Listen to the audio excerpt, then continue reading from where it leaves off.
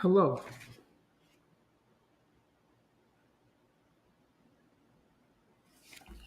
Hello, everyone. God is good and He's good all of the time. Yeah, He is. God is.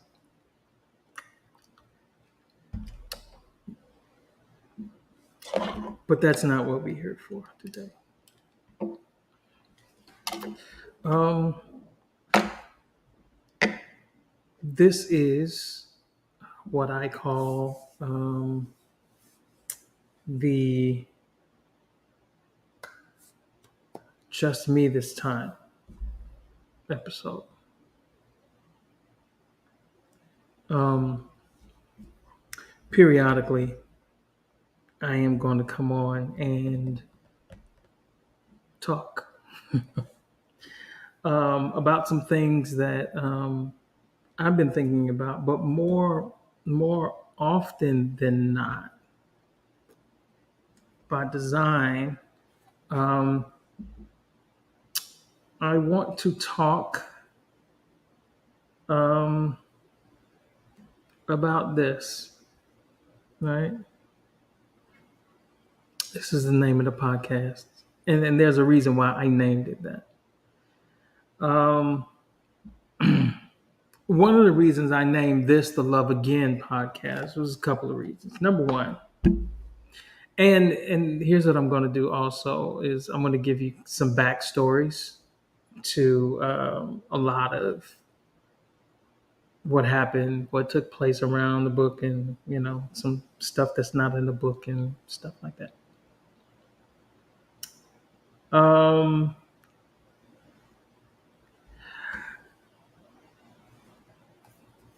we had we had a substantial amount of press and publicity around Love Again, and I did a few conferences and some book stuff, and it was great and it was fun, and met some wonderful people. Travel was exposed to some things, had some wonderful experiences. Uh, what people don't know is the reason why all of that stopped, perhaps abruptly, perhaps not. Um, and the reason why it stopped was has everything to do with my personality. I am I am an introvert, and while I do public work, my happy place is hey Nicole, hey you all. Um, my happy place is in solace and in privacy, and um,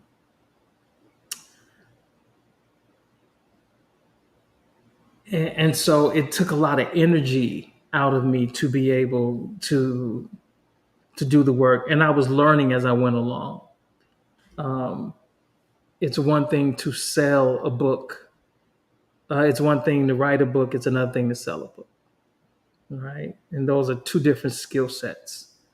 And there are people who are great at selling worthless and horrible things and getting people to buy it. There were some people who paid tens of thousands of dollars to go to Trump University. He sells things still to this day. That is a skill.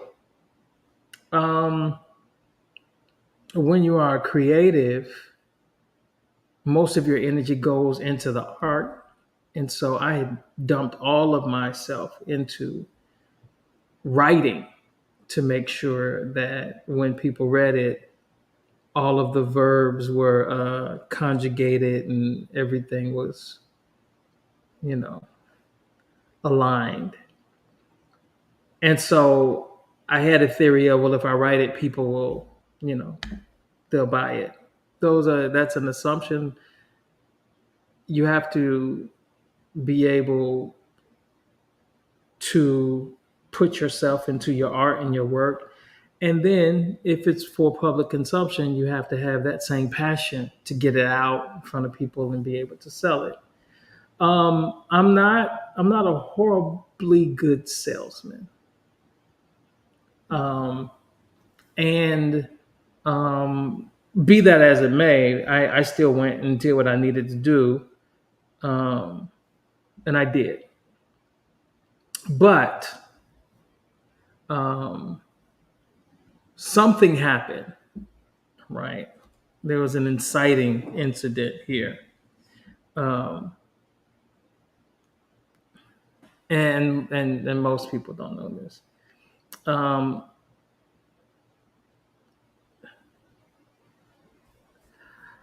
there was a write up in Ebony, there was a write up in Essence, there was all of these things going on.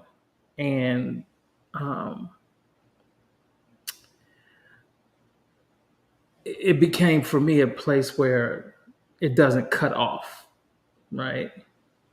Um, and so it would be like, well, if I leave home and get on a plane to go somewhere, do that, and I'll be that. But when I come home, I don't want to do this.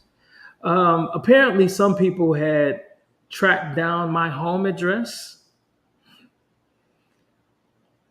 Um, some people, some women had tracked down my home address and sent me things in the mail and and the like. And I found that terrifying. I found that terrifying. One, I absolutely found that absolutely terrifying. Um, I'm not built out to just need attention. I literally only want people's attention when I need to have it, and when I don't need to have it, I don't want their attention, and I don't want them to have mine. Um, but you can't always do that when you do public work, right? And so that's been an adjustment. That was one thing. The other thing was, I remember we were at KAM Isaiah Israel. It was on a Wednesday night. It had to be in the fall sometime. Me and a couple of members after Bible study, we were getting things together and blah blah blah blah blah blah blah. We were getting ready to leave, and I was leaving. This woman comes to the door, sheepishly inquiring and looking for me. As I remember her, if this was 12 years ago now, she was an attractive woman. Uh, I don't remember her name, but she told me she came from California to to meet me, and she found the church, and she came. Well, Bible study was over, so um, I gave her my apologies, and I think I was as cordial as I need to be. But when and then we left, and I've never seen her again, and we've never had any contact. Driving home that night, though,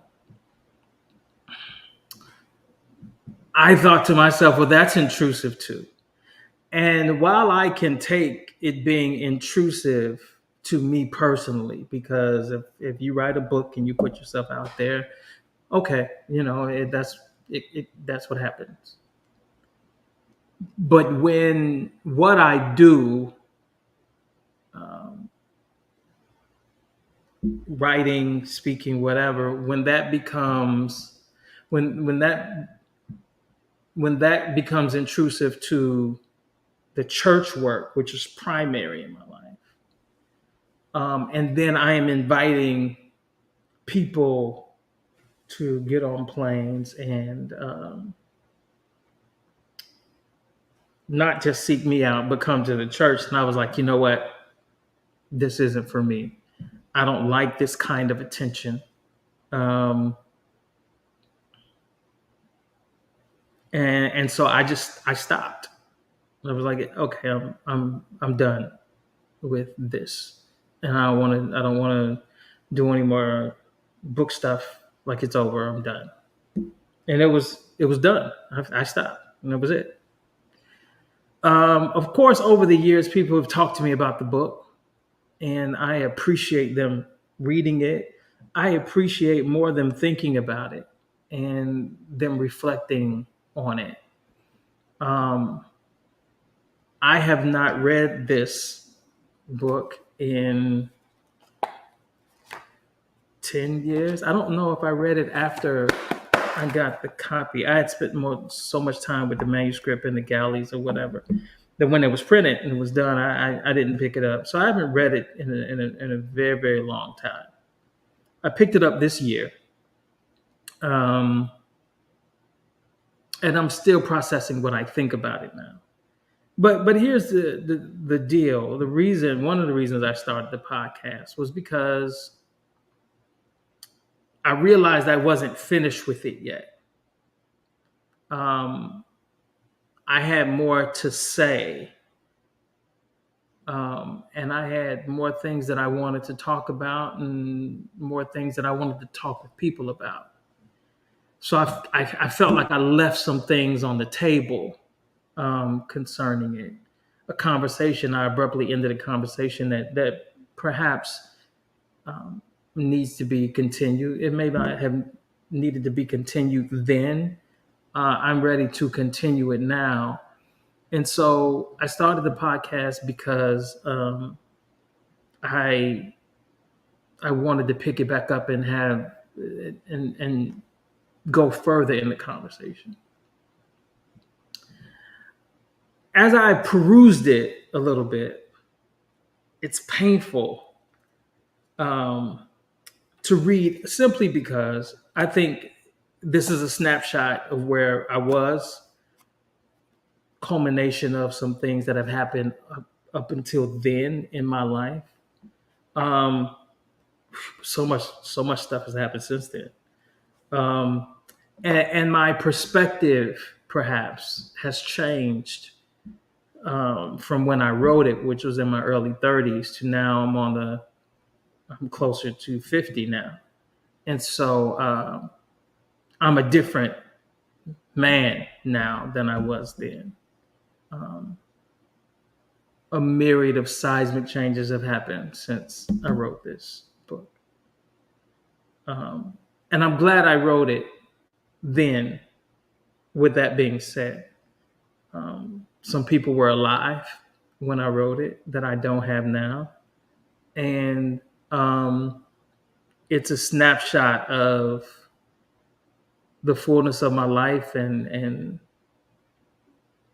loves in my life that I got to acknowledge and I got to talk about. And I'm glad that they were alive to see that and for us to talk about that.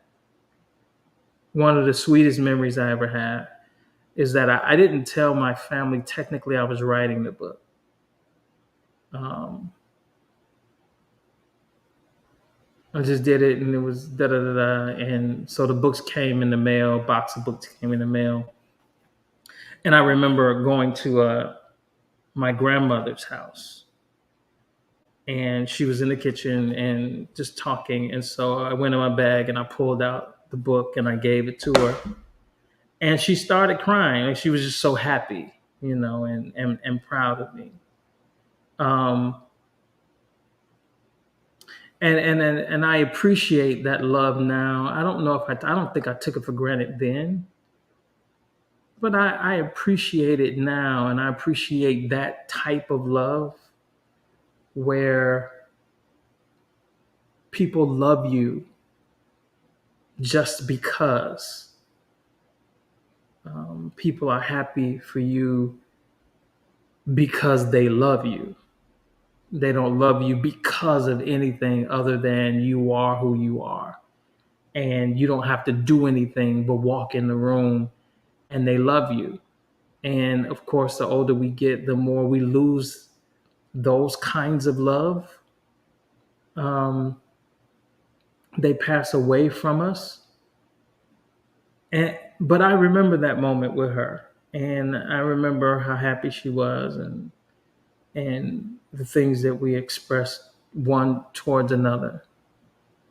I think that we should recognize people in our lives who love us just because we walk in the room.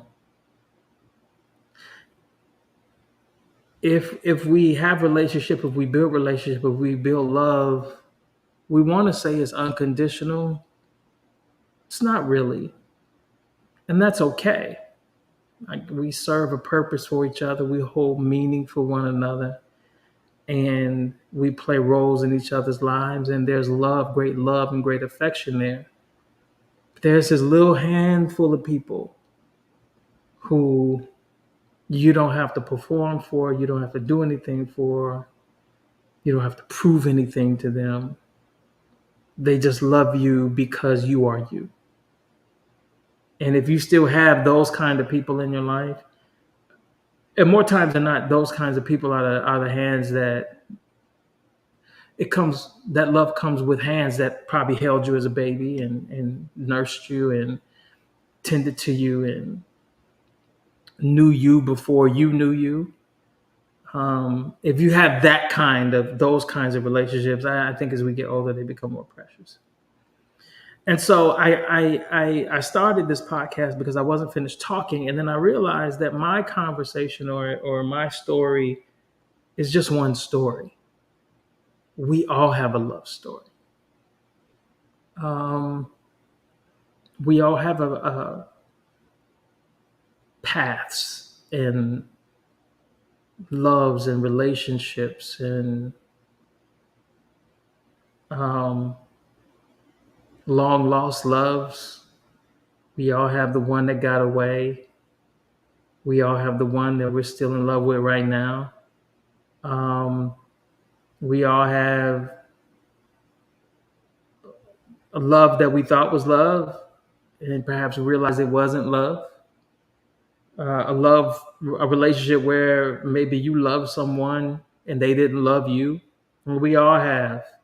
We all have stories. We all have um, um,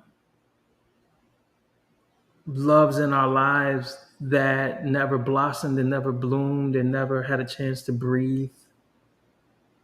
Some of us never had a chance to fully love someone, and we never really had a chance to let somebody love us.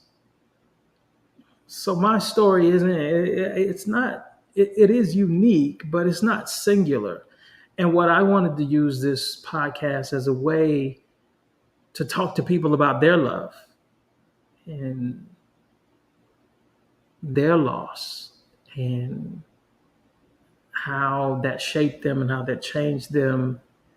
And I think up until this point, I have learned more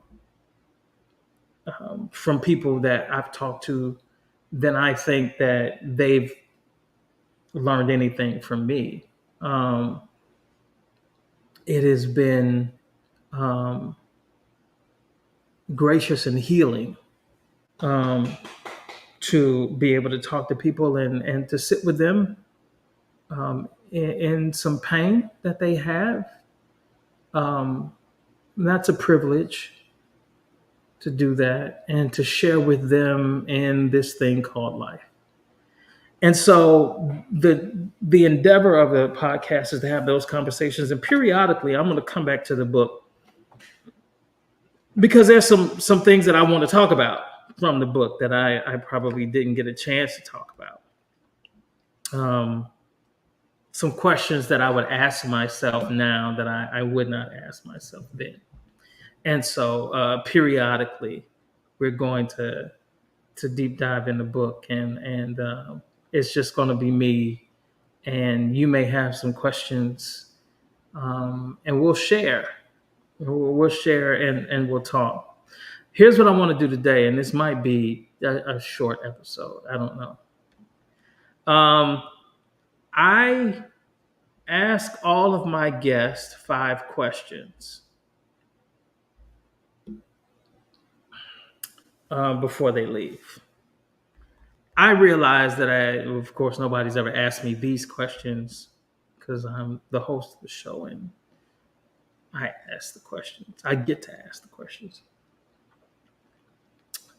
But I thought today that I would answer these questions for myself and answer them with you. I have not thought deeply about these questions. I didn't want to. I wanted to kind of process stream of conscience and see, how that happens. And so um, this is what I'm going to do, and then I'll let you go.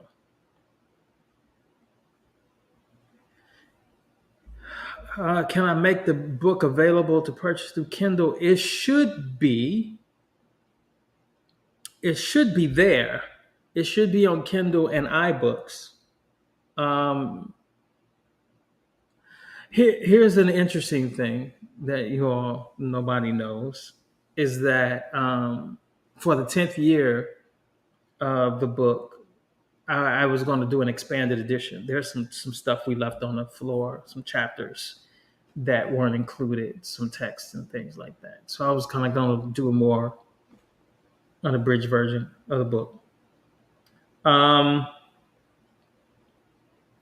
When I went back to my publishers to order more books and to talk to them about um, reformatting the book and doing some other things, because one of the things that I didn't get a chance to do that I wanted to do, I want to do an audio book, and podcasts weren't even a thing back then. And so there's some stuff that I wanted to do with the book. Well, come to find out, my publisher um, is now defunct.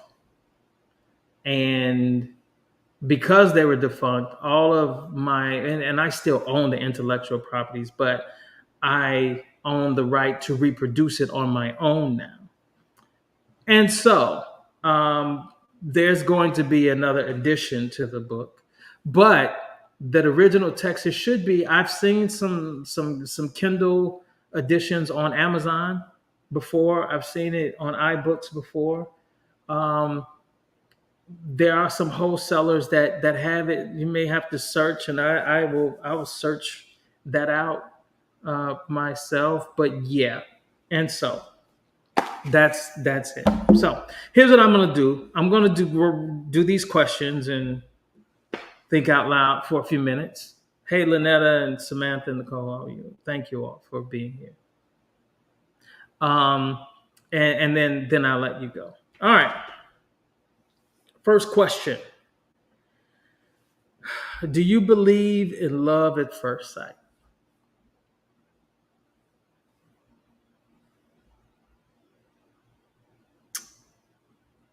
Absolutely. I know what that is. I absolutely. I can't really explain it. Um, it doesn't seem rational. And sometimes, most often, perhaps, love never is. Um, but absolutely, I believe in love at first sight. And I got some backup. The book says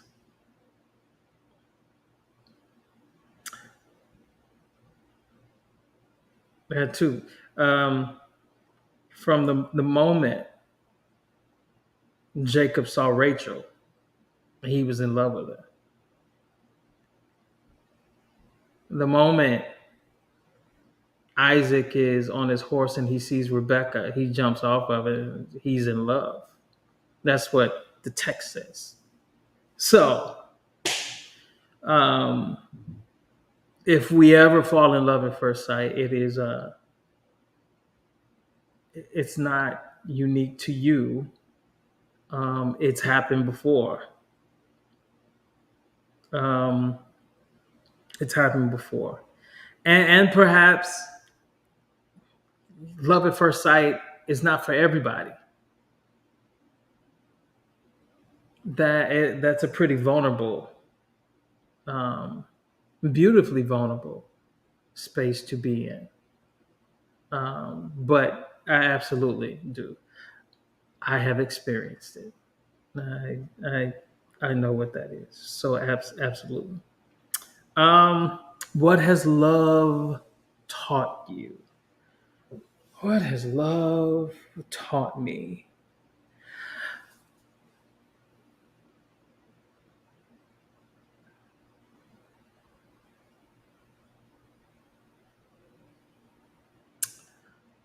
Um, if anything, one of the things that love has taught me is to let go,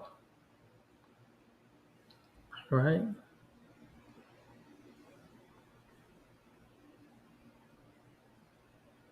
We don't keep everything we love. We don't keep everybody we love.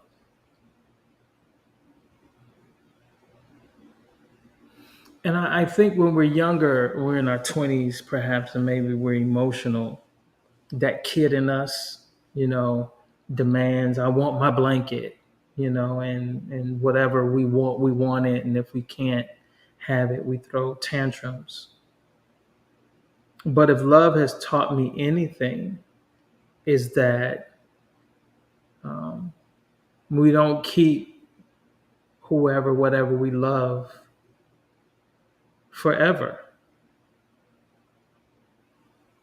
And it has taught me to let go and love anyway.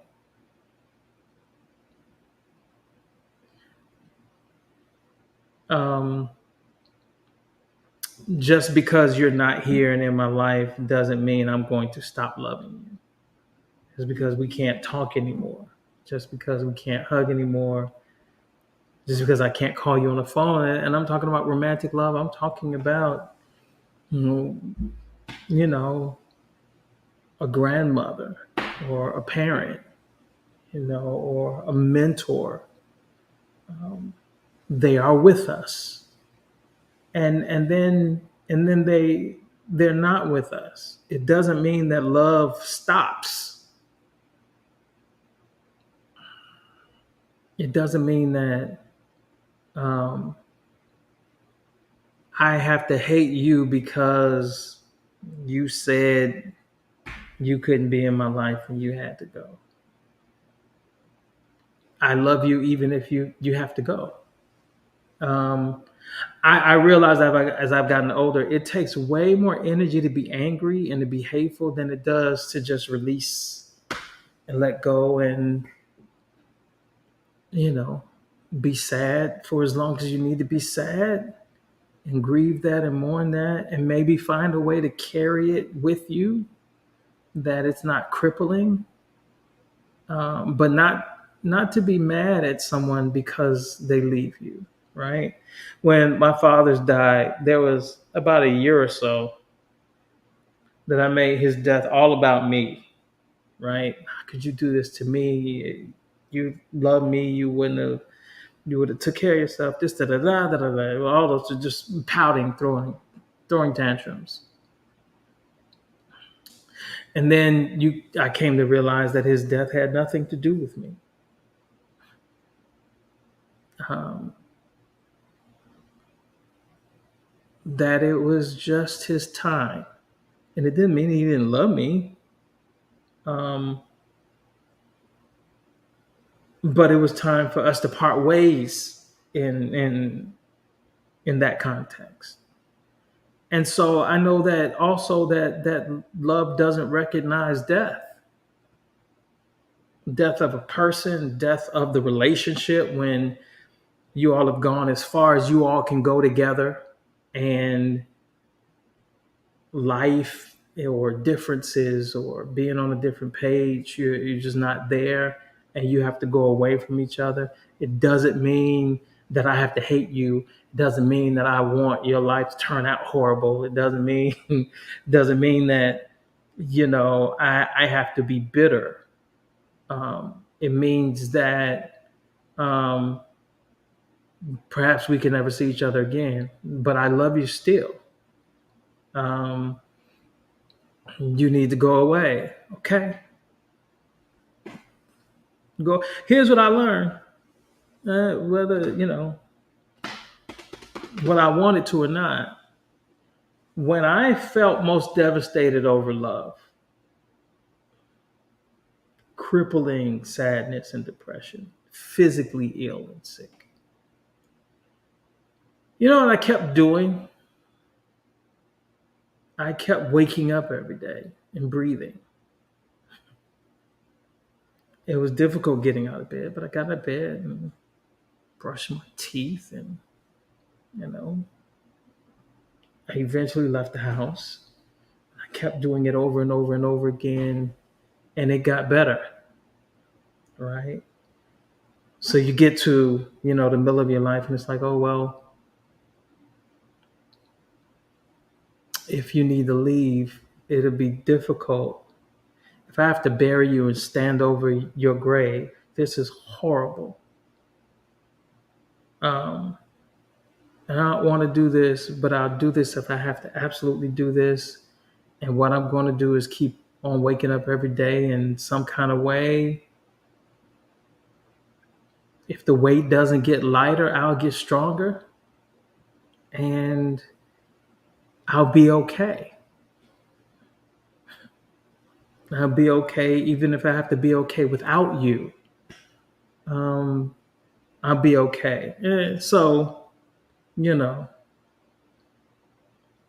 those are some of the things love has taught me.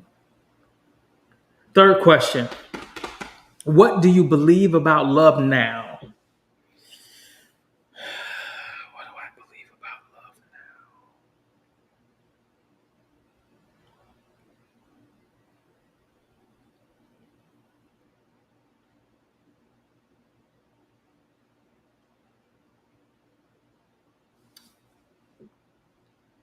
I see love as a commitment that is emotional,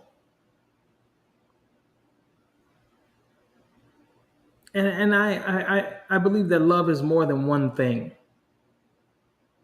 I don't believe love is static. That love means this and it means that. Love has this and it has that. That we look for definitions of love, and I've heard wonderful people talk about love in a few different ways, in a few different contexts, and perhaps they're all right. Perhaps we are all, through our experiences, creating a definition of love that humanity has yet to finish writing. Right? And so this is why your love story matters and how you articulate that. My love story matters and how you articulate that, because we're trying to describe the indescribable. Right? We're trying to describe something that is so magical, spiritual, chemical, um, biological. Um, it's all of those things, right? And so trying to define love is trying like to try to define the wind or trying to define the color of air. Like we can't. We're all describing it as best, but we're all making up what love is. I think what love has taught me, it's it's taught me vulnerability.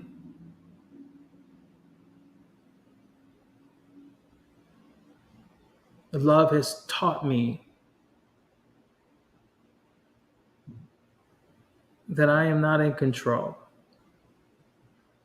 and to be in love, you give up control. You are yielding um, to love with the hope that this feels good, that it sounds good, that it will always be good. Love never promised us that. Love never promised us forever. Um, I, I think Disney and capitalism sold us love that culminates in happily forever after. Like love, and the love you have or the love you want, you'll always have it forever. I've never seen that. I don't think, yeah, no, no. I think love isn't forever, but love is right now, right? And that I know people who get in relationships and are so nervous about keeping it that they don't enjoy it, right? They have it, they don't live into it fully because they're so nervous about tomorrow or next week or what's going to happen or whatever. So love is vulnerability, love is not forever, and love is right now. Um, and so rather than spend time talking about the love we don't have, if we've had love, I think that the memory of that should be fulfilling and comforting, um, and give us a sense of belonging in this world. If you can say at some point in your life, someone loved you and that you love someone. And perhaps in our life, maybe once or twice as we are adults, someone will love us just because we exist. And if you've ever had somebody, if you ever felt that about someone or felt have somebody feel that way about you, that's way more than a lot of people have. I hear people all the time, and people on this podcast. Well, I don't want people wasting my time, and I got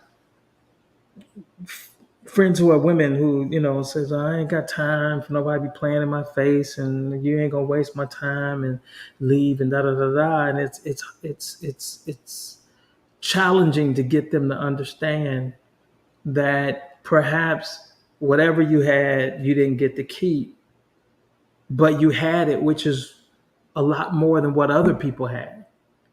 I have gone to funerals, been called by the funeral director to come say words at a funeral. And I have gone to a funeral home for somebody I didn't even know. Um, and nobody came. Nobody showed up. The people who paid for the funeral did not show up for the funeral. So it's just, me and the dead guy here. And I was almost apologetic to him. I walked up to the casket like, sorry about this. This is absolutely horrible, isn't it?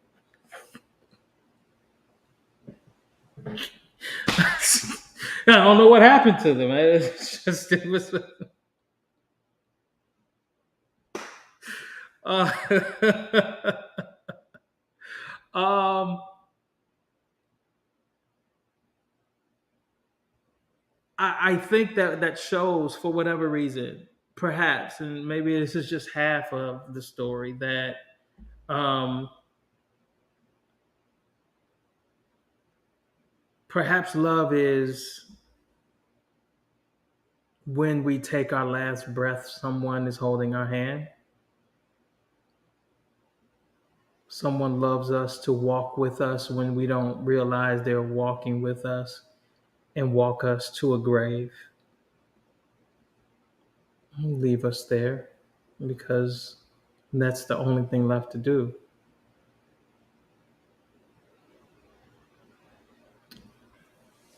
If you have lived the type of life and you have loved someone and they loved you enough that they walk with you to the end, even when the end is inconvenient, even when we neither one of us want this to be the end.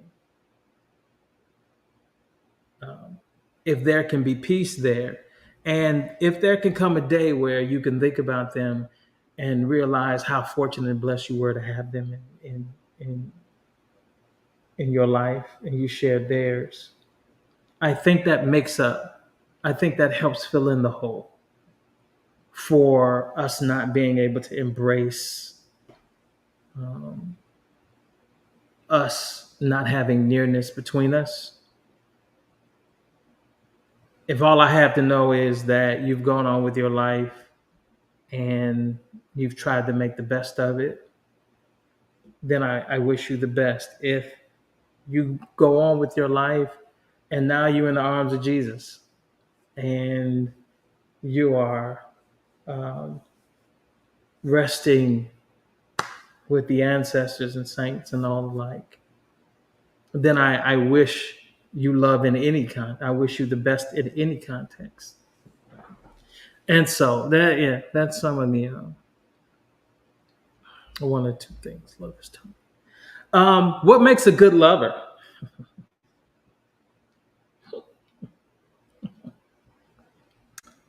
What makes a good lover? I know what I'm supposed to say.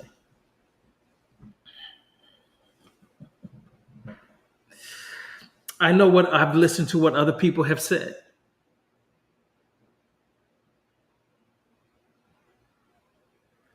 I know that I've asked that question,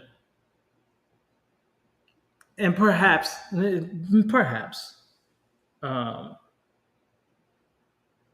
what they and how they answered publicly would be different if we were sitting around and we were just talking. So I get that, and that's fine. I think most of their answers, if I remember correctly, most of the answers have lied in a good communicator, and that's why that's true. And people can answer this question however they want to answer it. Of course, I don't know what I'm searching for when I ask that question. I don't know what I want them to say, um, but I've enjoyed all of their answers. You're asking me. I'm asking me what is a good love.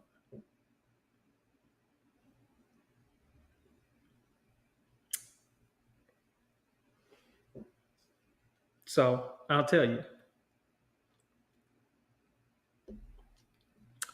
I ascribe to the idea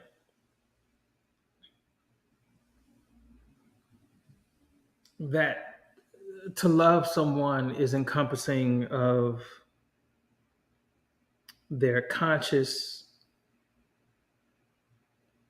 and their bodies, right? And I think that's what most people have alluded to, right? That a communicator is if a good lover is a good communicator, then it is someone who has.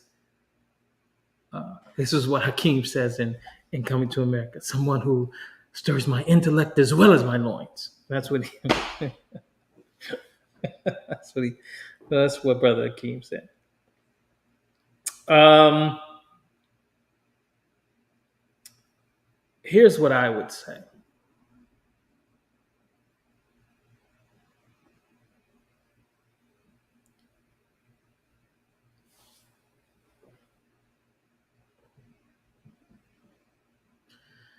I think a good lover is someone who is able to do a couple of things. That's funny. Number one, I think that a good lover is someone who is able to be in themselves and to totally possess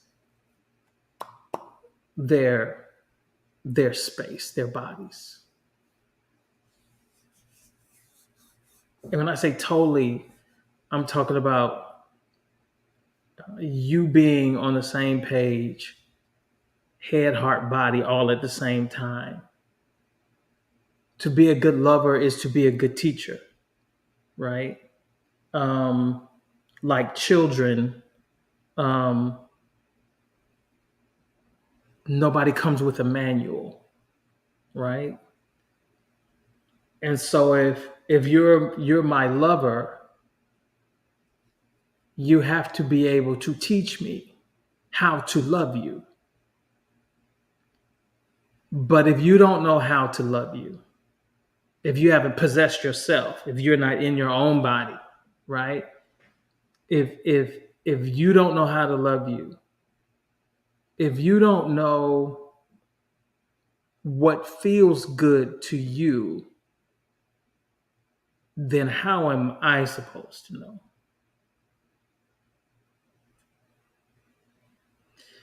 You want me to learn you, but you haven't learned you. How am I supposed to know something about you that you don't know about you? And I just met you. You've been with you way longer than I have, but I am supposed to know and to magically be able to fulfill you. I think that is um, immature. And the conflict that we have, right, is because the church doesn't teach us how to be good lovers. And I'm using the church as a base because that's my background and that's my childhood. And what they taught us to do was to basically separate ourselves from our bodies. From very early on, we've been taught that my desires, are evil, whatever they are, and I'm supposed to run from them, right? So we spend all of our time running away from our bodies and everything it needs and trying to shut it off and repress it and all those things. And just haven't seen where that's healthy. I want us one day to have a conversation. Not today, but one day to have a conversation and talk about our bodies and talk to it from the affirming point, the what I call body positive. I don't call it. Theorists call it body positive conversations, especially within the context of Christianity, based off the thesis where Jesus says, "This is my body."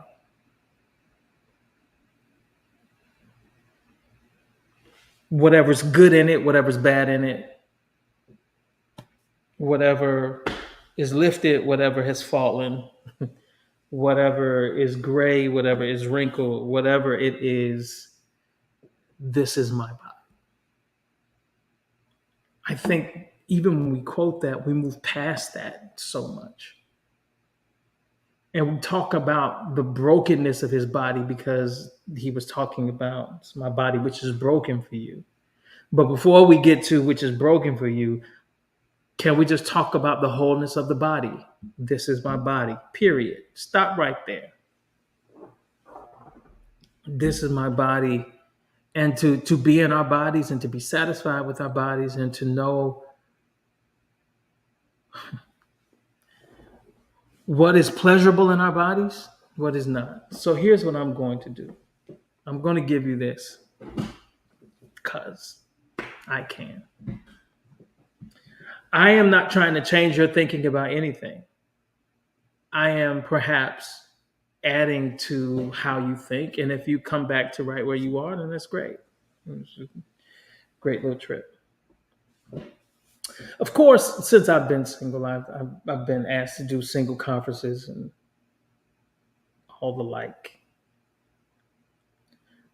I usually don't like doing them because it's not very honest conversations, and I understand sometimes the context that I'm coming into, and so I for the most part I don't feel like I'm really good at it because I'm just basically there, saying amen most of the time. to stuff that I sometimes don't agree with. At a singles conference at a Pentecostal church, and of course the subject of masturbation comes up. I think we should have that I think we should have that conversation. I don't know if we need to have it at church. And the only reason I say that is not that church people don't need to have the conversation. It is because I'm not sure we get it right all the time, because our answers are so skewed toward the prohibition of any pleasure in our bodies, that the questions are answered before they're even asked. So it comes up, and I'm like, okay, I'm getting ready to lay low out of this, because I don't, yeah, we don't need, I don't want to hear me think out loud, because the pastor would explode. So of course, people in the audience and in the congregation, they had questions and had very, viewpoints about that. You want me to wait on a day that statistically might not come. So what am I supposed to do in this body and with this body? So they were going back and forth, and it was a bunch of young people for the most part, and young adults. And so mother gets up. If the median age for this conversation was 35, she had to be in her late 50s. So it's maybe a 20-year age gap. And I love her. I know this woman, love her very much. She wasn't on the panel, but she was in the audience because, of course, she was single. And she gets the microphone and she starts going on. Gave her testimony. She was married, had a baby. Husband didn't want to be husband no more. Left her with the baby in her early 20s. And she testified that the Lord has kept her all these years. She ain't been slipping and dipping. She says, "Is the Lord to keep you from yourself? I have not masturbated. I have not done nothing in all these years, and I'm waiting on my husband." That was her testimony. And people said amen and glory to God to that. And I sat there and I thought, this is the saddest thing I've ever heard before in my life. Let's say you were 25. Let's say you're 55 now. You're 25 when you got divorced. Let's just say you're 55 now. You're telling me that no one has held you, touched you, caressed you, nourished your body for 30 years. And you would not even do that for yourself.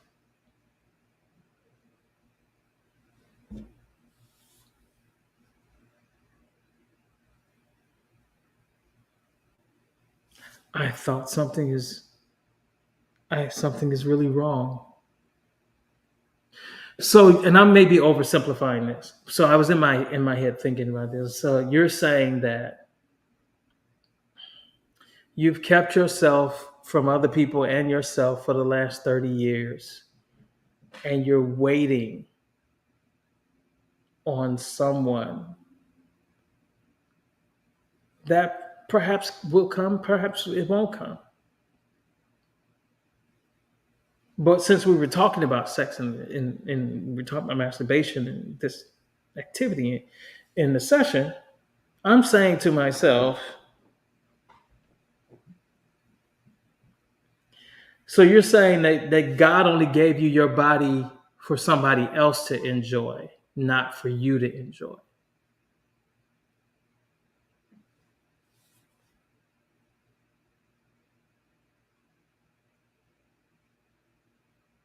I reasoned that our bodies do things without our permission. I have friends that have autoimmune diseases, got cancer, heart disease, respiratory disease, all of these things that they can't control. This the body just does without our permission. And the one thing that you can do voluntarily on your own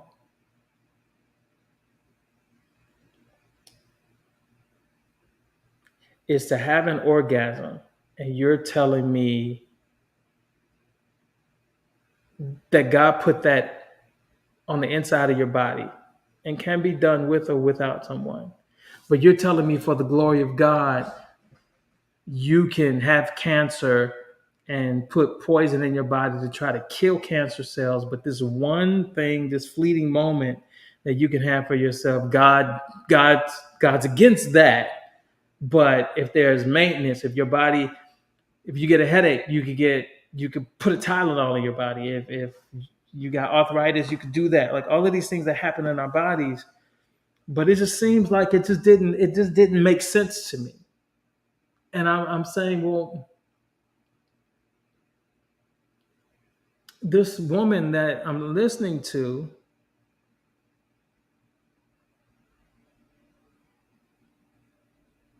this was 12 years ago.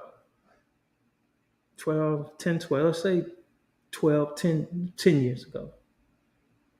She's still single. She's still saving herself. And that is her choice and that is her prerogative. I'm not talking about that. I'm talking about a broader conversation about how we live in our bodies. And the issue is based off the question, what is a good lover? If you don't know that for you, you're gonna bring your 65-year-old self to someone's bed, and they're supposed to know your body in a way that you don't know your body. I think that's asking a lot. I think that's asking a lot. And I see so much repression in the area of sex and sexuality in the church that it comes out in some very harmful and unhealthy ways. Again, let me reiterate what I said at the top. I'm not trying to change your mind about anything.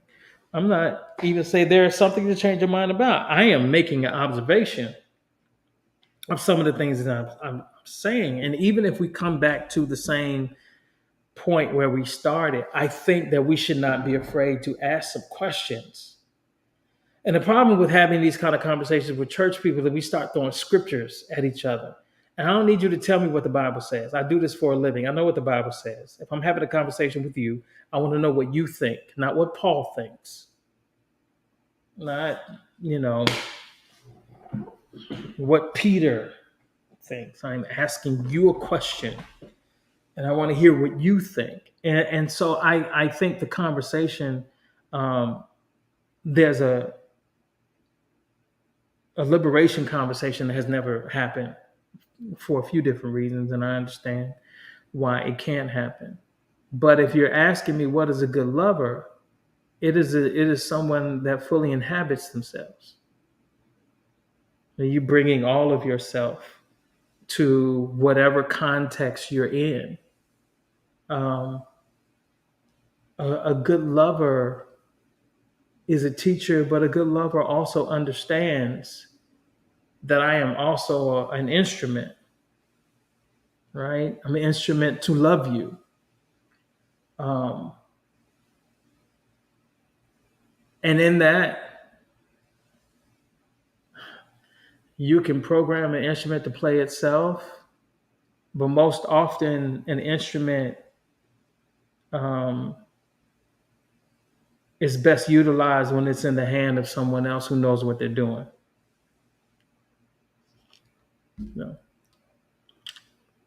There's that. Last question, I'll let you go. What brings you joy?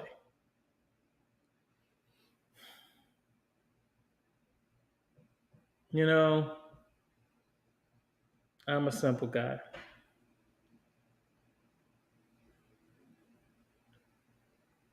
It's really the simple things that bring me joy. As I've gotten older, um, friendship brings me joy. It does. To be able to kick back with your friends when everybody's been busy and doing and moving and going, you can kind of stop for a minute and have a meal and chat it up and laugh and talk about, the way things used to be, talk about what we're doing, talk about what we're working on. I don't do enough of that. I wish we could do more of that. But when we do get a chance to do it, I find great joy. I find great joy in that.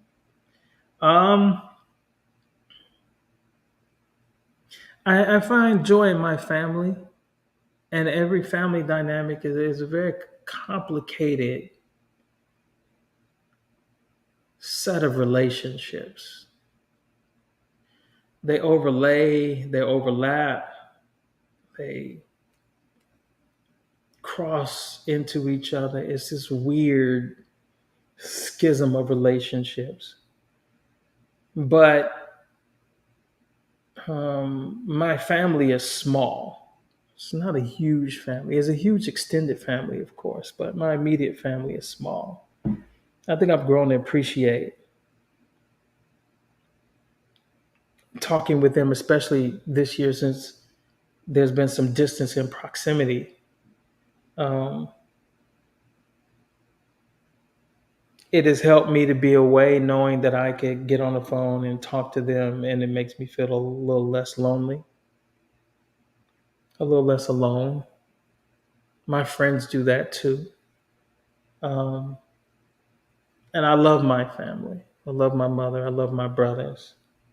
And they're not always smooth, those relationships. And I think that we don't recognize that sometimes our family relationships need as much maintenance as any other relationship. Just because it's old doesn't mean that it doesn't need attention. And so I think as you get older, you get more tools to communicate and to talk. You recognize things about yourself and about each other, and you're like, well, perhaps I'm not always right, and perhaps just because I can say this to you, I shouldn't say that. And with that being said, everything I say to my brothers, they deserve it, but that doesn't mean I should always say it. So you learn to be, even in those relationships, a tad more compassionate, a little more understanding, and I think that makes me, a more well-rounded, hopefully more mature human. So yeah, relationships bring me joy. Um, Friends, family, um, the distant relationship of a long ago love can also bring joy and remembrance. So yeah, yeah, that's it. I'm not going to bore you anymore. That's all my questions. Thank you all for hanging out with me. Um, be back next week for another conversation. Um, Yeah, thank you for always rocking with me. Thank you for always being here. If you weren't here, if you all weren't here, I would still have had this conversation, um, but I would have been just talking. Your presence makes me feel a little less alone, and so thank you,